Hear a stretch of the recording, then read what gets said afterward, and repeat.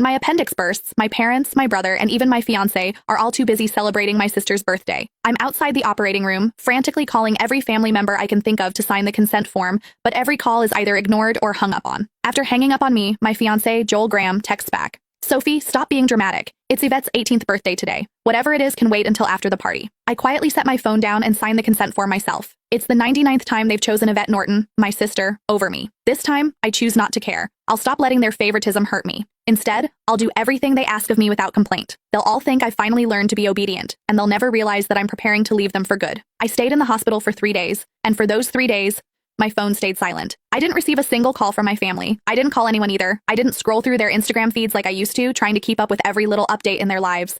Instead, I just quietly rested in my hospital bed and dragged my weak body around for checkups and payments. Even on the day I was discharged, I didn't tell a soul.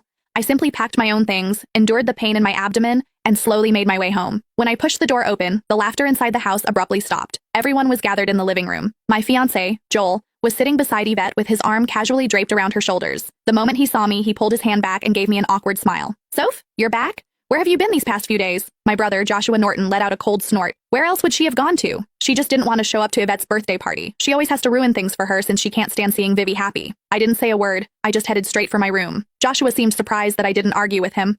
Normally, whenever he accused me of being selfish, I would break down in tears and desperately defend myself. But this time, I'd kept quiet. My mom rushed over to me with a glass of juice. Sophia, we were so busy with Vivi's birthday the other day that we missed your calls. Don't be mad at us, okay? She placed a glass of mango juice in my hand. Although my heart had long since stopped expecting anything, it still ached faintly. I was allergic to mangoes, but Yvette loved them. There was always mango-flavored food and drinks in the house because of that.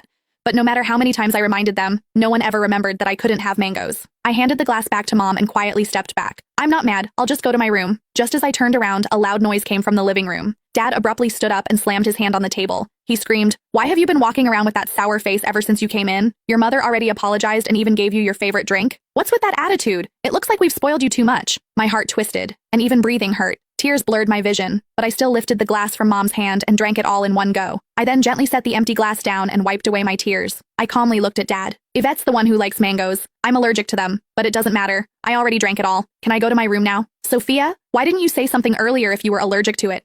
Who told you to drink it? You're so stubborn. Mom panicked and quickly patted my back. Dad looked embarrassed, but he still harshly replied, "You could have just explained yourself. You've always had that unlikable attitude. You're nothing like Vivi. She knows how to communicate." Yvette's voice drifted over from the couch. "Dad, don't say that about Sophia. You'll make her sad." She sounded gentle, but the smugness in her eyes was impossible to hide. Yvette had always used my dullness to highlight her perfection. No matter what it was, she loved comparing herself to me. She would only be satisfied when she got to trample me.